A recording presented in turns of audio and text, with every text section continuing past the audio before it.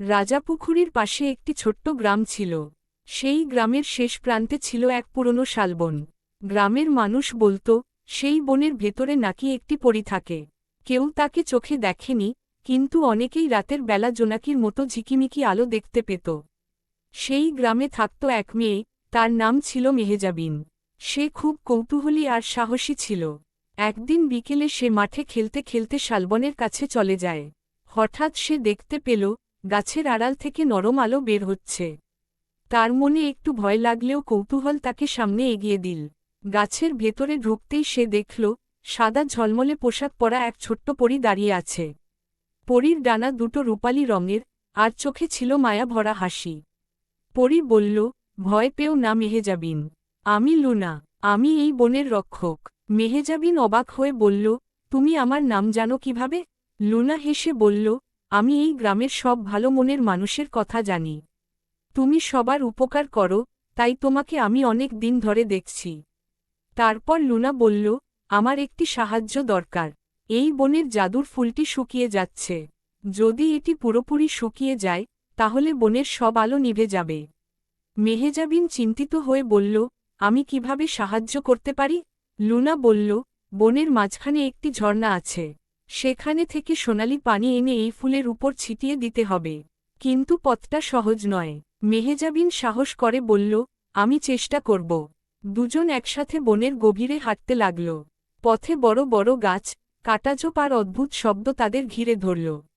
এক জায়গায় কাঁটাঝোপ এত ঘন ছিল যে সামনে যাওয়া কঠিন হয়ে পড়ল। মেহেজাবিন নিজের ওড়না দিয়ে কাঁটা সরিয়ে পথ বানাল। অবশেষে তারা ঝর্ণার কাছে পৌঁছাল। ঝর্ণার পানি সত্যিই সোনালি আলো ছড়াচ্ছিল। মেহেজাবিন সাবধানে একটি পাতার পাত্রে পানি ভরে নিল। ফেরার পথে হঠাৎ বাতাস জোরে বইতে লাগল। মনে হচ্ছিল কেউ যেন তাদের বাধা দিতে চাইছে। কিন্তু মেহেজাবিন থামল না। সে ফুলের কাছে এসে সোনালি পানি ছিটিয়ে দিল। অবাক করার মতো ঘটনা ঘটল। শুকিয়ে যাওয়া ফুলটি ধীরে ধীরে ফুটে উঠল। পুরো বন আলোয় ভরে গেল। জোনাকিরা চারদিকে উড়তে লাগল। লুনা খুশি হয়ে বলল, তুমি শুধু আমাকে নয়, পুরো বনকে বাঁচিয়েছ। মেহেজাবিন হাসল। সে বুঝল, সাহস আর ভালো মন থাকলে বড় কাজও করা যায়।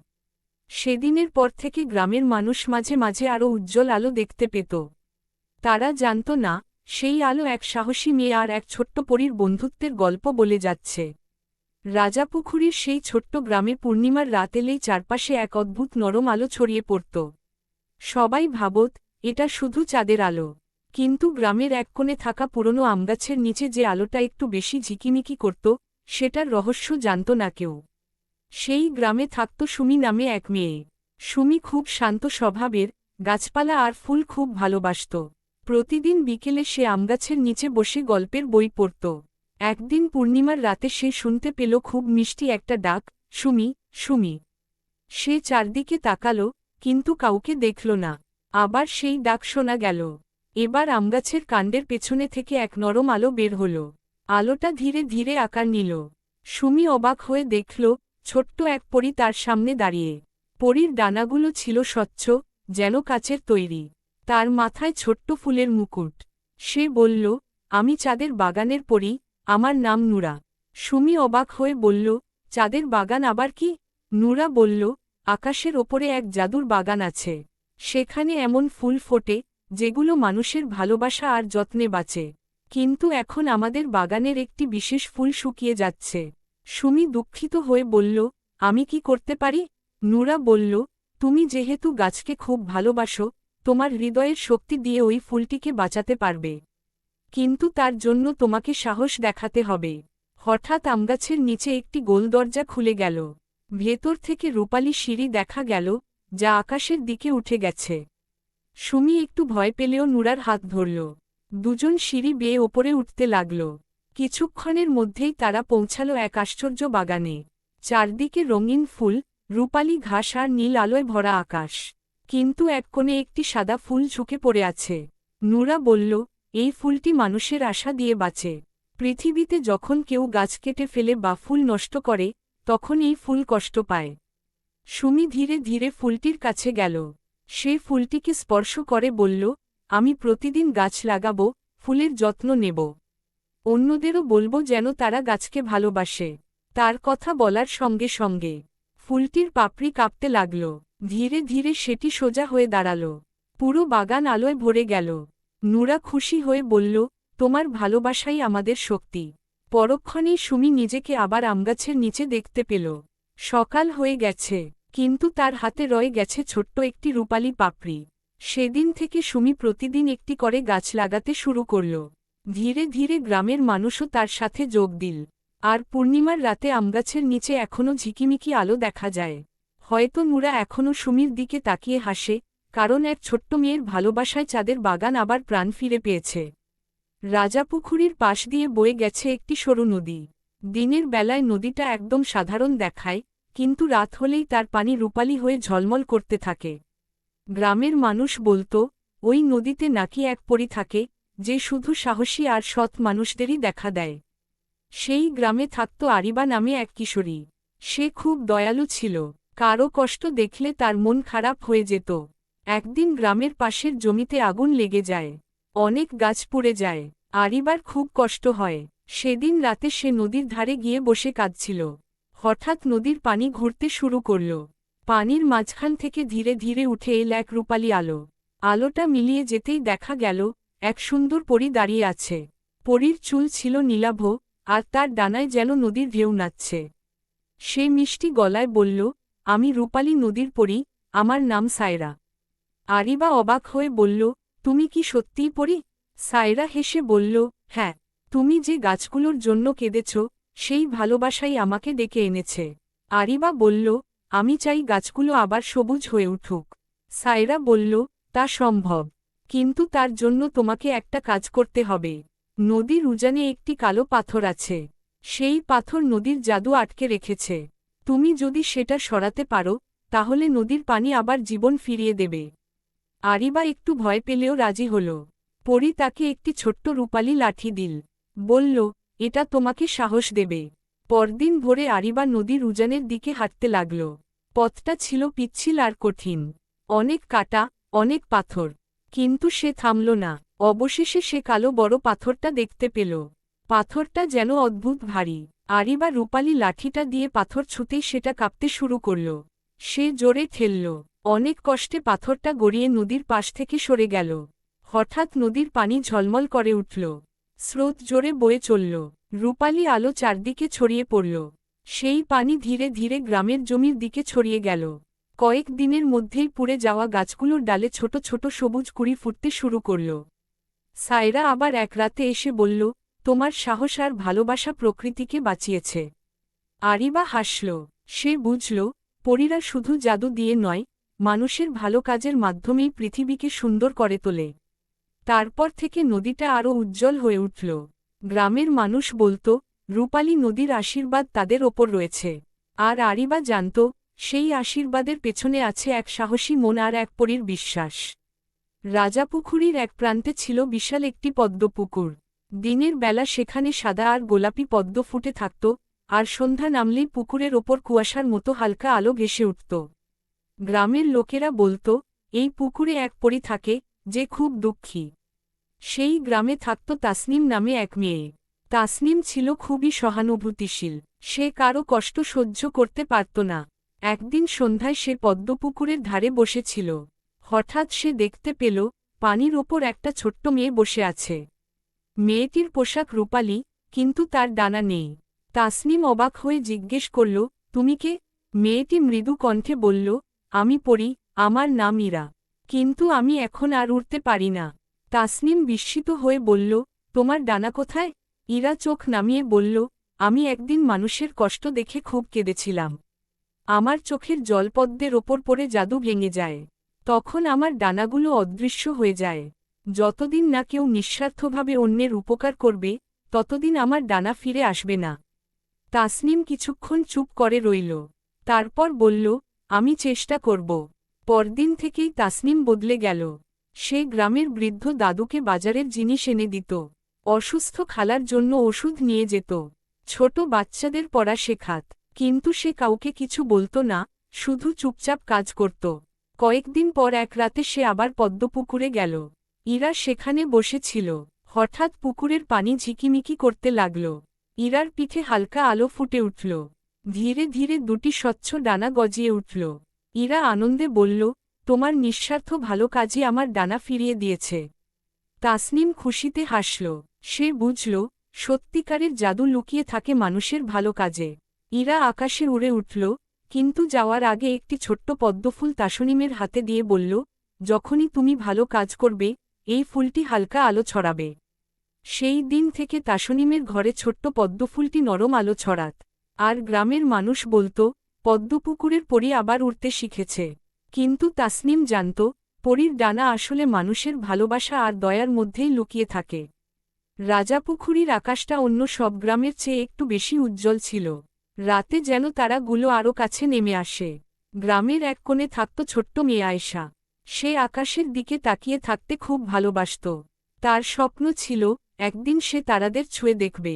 একদিন গভীর রাতে হঠাৎ তার জানালার পাশে ঝিকিমিকি আলো দেখা গেল। আয়েশা ভয় পেয়ে গেলেও কৌতূহল সামলাতে পারল না। জানালার কাছে যেতেই সে দেখল, এক ছোট্ট পরী ভাসছে। পরীর ডানা ছিল নীল আর রূপালি মিশ্র রঙের। তার চোখে ছিল কোমল আলো। সে বলল, আমি তারার সিঁড়ির পরী, আমার নাম রাইনা। আয়েশা বিস্মিত হয়ে বলল, তুমি কি আকাশ থেকে এসেছ? রাইনা মাথা নেড়ে বলল, হ্যাঁ, আজ তোমার সাহায্য দরকার। আমার? আয়েশা অবাক হল। রাইনা বলল, আজ একটি ছোট্ট তারা পথ হারিয়ে ফেলেছে। সে আকাশে ফিরতে পারছে না। যদি সে ভোরের আগে না ফেরে, তার আলো নিভে যাবে। আয়েশা সাহস করে বলল, আমি কিভাবে সাহায্য করব? রাইনা জানালার বাইরে হাত বাড়াল। হঠাৎ দেখা গেল, মাটির ওপর থেকে আকাশ পর্যন্ত ঝলমলে একটি সিঁড়ি তৈরি হয়েছে। যেন তারাগুলো মিলেই সিঁড়ি বানিয়েছে। আয়েশা একটু ভয় পেলেও রাইনাকে অনুসরণ করল। তারা সিঁড়ি বেয়ে ওপরে উঠতে লাগল। মাঝপথে ঠান্ডা হাওয়া বইতে লাগল, চারপাশে কুয়াশা জমল। হঠাৎ আয়েশা দেখতে পেল, ছোট্ট একটি আলো কাঁপছে। সে কাছে গিয়ে দেখল, একটি ছোট তারা ভয় কাঁপছে। আয়েশা মমতা ভরা কণ্ঠে বলল, ভয় পেও না, আমরা তোমাকে তোমার জায়গায় ফিরিয়ে দেব। সে হাত বাড়াতেই তারাটি একটু উজ্জ্বল হয়ে উঠল। আয়েশা ধীরে ধীরে তাকে তুলে ধরল। রাইনা পথ দেখিয়ে তাকে আকাশের নির্দিষ্ট জায়গায় পৌঁছে দিল। তারা ঠিক জায়গায় বসতেই পুরো আকাশ ঝলমল করে উঠল। চারপাশে আলো ছড়িয়ে পড়ল। রাইনা হাসল, তোমার সাহস আর মায়া আজ একটি তারাকে বাঁচিয়েছে। পরক্ষণেই আয়েশা নিজেকে আবার নিজের ঘরে দেখতে পেল। জানালার বাইরে ভোরের আলো ফুটছে। সে ভাবল, সবই কি স্বপ্ন ছিল? কিন্তু তার হাতের মুঠোয় ছোট্ট এক টুকরো ঝলমলে আলো রয়ে গেছে, যা ধীরে ধীরে মিলিয়ে গেল। সেই দিন থেকে আয়েশা যখনই আকাশের দিকে তাকায়, সে জানে, একটি তারা তার বন্ধুত্ব মনে রেখেছে। আর রাজাপুখুরীর আকাশ আজও একটু বেশি উজ্জ্বল, কারণ এক সাহসী মেয়ে আর এক পরীর বন্ধুত্ব সেখানে ঝলমল করে। রাজাপুখুরীর গ্রামে বর্ষাকালে এক অদ্ভুত দৃশ্য দেখা যেত। বৃষ্টি থামলেই আকাশে বিশাল রংধনু উঠত, কিন্তু সেই রংধনু যেন অন্য সব জায়গার চেয়ে অনেক বেশি উজ্জ্বল। গ্রামের মানুষ বলত, ওই রংধনুর ভেতরেই নাকি এক পরী বাস করে। গ্রামের এক মেয়ে ছিল, তার নাম ছিল লাবিবা। লাবিবা খুব হাসি খুশি, কিন্তু সে খেয়াল করছিল, ইদানিং গ্রামে সবাই খুব চিন্তিত থাকে। কারো ফসল ভালো হচ্ছে না, কারো গরু অসুস্থ, কারো আবার ঘরে অভাব। গ্রামের হাসি যেন হারিয়ে গেছে। একদিন বিকেলে বৃষ্টি থামার পর আকাশে রংধনু উঠল। লাবিবা মাঠে দাঁড়িয়ে সেটা দেখছিল। হঠাৎ রংধনুর এক রং ঝিকিমিকি করে নেমে এল তার সামনে। আলোটা ধীরে ধীরে আকার নিল। এক সুন্দর পরী দাঁড়িয়ে আছে। তার পোশাকে 7 রঙের ঝলক, ডানাগুলো রংধনুর মতো বাঁকা। সে মিষ্টি গলায় বলল, আমি রংধনুর পরী, আমার নাম এলমা। লাবিবা অবাক হয়ে বলল, তুমি কি সত্যিই রংধনু থেকে এলে? এলমা হেসে বলল, হ্যাঁ, কিন্তু আমাদের রং ফিকে হয়ে যাচ্ছে। কেন? লাবিবা জিজ্ঞেস করল। পরী বলল, মানুষ যখন হাসে না, একে অপরকে সাহায্য করে না, তখন রংধনুর রঙমলিন হয়ে যায়। তোমাদের গ্রামের হাসি ফিরিয়ে আনতে হবে। লাবিবা ভাবল। সে বুঝল, বড় কোনো জাদু নয়, ছোট ছোট কাজেই পরিবর্তন আসতে পারে। পরদিন থেকে সে শুরু করল ছোট ছোট উদ্যোগ। সেই শিশুদের নিয়ে খেলাধুলার আয়োজন করল। বৃদ্ধাদের নিয়ে বিকেলে গল্পের আসর বসাল। যারা দুঃখী, তাদের পাশে গিয়ে হাসিমুখে কথা বলল। ধীরে ধীরে গ্রামে পরিবর্তন আসতে লাগল। মানুষ একে অপরকে সাহায্য করতে শুরু করল। কারো ফসল নষ্ট হলে সবাই মিলে তাকে সাহায্য করল। কারো গরু অসুস্থ হলে অন্যরা খাবার দিল। কয়েকদিন পর আবার বৃষ্টি হল। বৃষ্টি থামতেই লাবিবা আকাশের দিকে তাকাল। এবার রংধনু আগের চেয়ে অনেক উজ্জ্বল। রঙগুলো ঝলমল করছে। হঠাৎ সে অনুভব করল তার কাঁধে নরম স্পর্শ। এলমা বলল, তুমি প্রমাণ করেছ মানুষের হাসিই সবচেয়ে বড় জাদু। লাবিবা মৃদু হেসে বলল, জাদু তো সবার মধ্যেই ছিল, শুধু জাগিয়ে তুলতে হয়েছে। সেদিন থেকে রাজাপুখুরীর গ্রামে বৃষ্টি হলেই রংধনু একটু বেশি উজ্জ্বল হয়।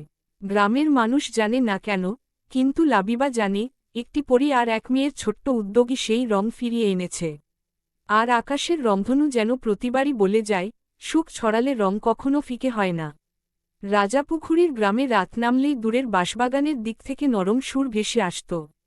কেউ বলতো বাতাসের শব্দ, কেউ বলতো ঝিঝি পোকার ডাক। কিন্তু ছোট্ট মেয়ে হুমায়রা জানত ওই সুরের ভেতরে লুকিয়ে আছে এক রহস্য। হুমায়রা স্বপ্ন দেখতে খুব ভালোবাসত। সে বড় হয়ে শিক্ষক হতে চায়, যেন গ্রামের সব বাচ্চাকে পড়াতে পারে। কিন্তু অনেকেই তাকে বলতো, এত বড় স্বপ্ন দেখিস না। তবু সে মন খারাপ করত না। এক রাতে হঠাৎ তার ঘরের জানালায় নরম সবুজ আলো ফুটে উঠল। আলোটা ধীরে ধীরে গোল হয়ে একটি ছোট্ট পরীর আকার নিল। পরীর ডানায় ছিল পাতার নকশা, চোখে শান্ত আলো। সে বলল, আমি স্বপ্নকুড়ির পরী, আমার নাম তাহিয়া। হুমায়রা অবাক হয়ে বলল, স্বপ্নকুড়ি মানে? তাহিয়া মৃদু হেসে বলল, প্রতিটি মানুষের মনে ছোট্ট একটি স্বপ্নের কুড়ি থাকে। যত্ন পেলে সেটা ফুল হয়ে ফোটে, কিন্তু ভয় আর সন্দেহ এলে কুড়ি শুকিয়ে যায়। হুমায়রা একটু চুপ করে বলল, আমার স্বপ্ন কি শুকিয়ে যাবে? পরী মাথা নেড়ে বলল, না, যদি তুমি সাহস রাখো। কিন্তু আজ তোমাকে একটি কাজ করতে হবে। বাঁশবাগানের ভেতরে একটি পুরনো কুঁড়েঘর ছিল। সেখানে নাকি বহুদিন আগে গ্রামের একটি স্কুল ছিল, এখন তা ভেঙে পড়েছে। তাহিয়া বলল, ওই ঘরের ভেতরে একটি জাদুর বীজ আছে। সেটি রোপণ করলে আবার জ্ঞানের আলো ছড়াবে। কিন্তু অনেকেই অন্ধকারকে ভয় পায়, তাই কেউ সেখানে যায় না। হুমায়রার বুক ধুকপুক করতে লাগল। তবু সে সাহস করে পরীর সঙ্গে বের হল। বাঁশের পাতায় বাতাস লাগছিল, অদ্ভুত শব্দ হচ্ছিল।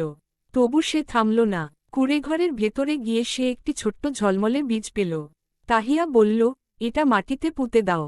হুমায়রা ঘরের সামনে মাটি খুঁড়ে বীজটি পুঁতে দিল। মুহূর্তের মধ্যে মাটি কাঁপল।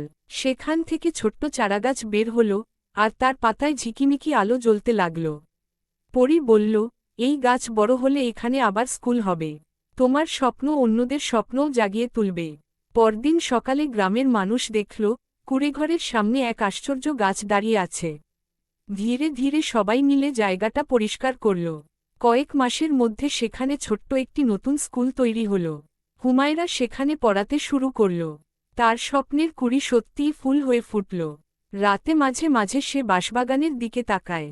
নরম সবুজ আলো ঝলমল করে ওঠে। সে জানে, স্বপ্নকুড়ির পরী এখনও তার পাশে আছে। আর রাজাপুখুরীর আকাশে যেন নতুন আলো জ্বলে, কারণ এক সাহসী মেয়ে নিজের স্বপ্নকে ভয় পেতে দেয়নি।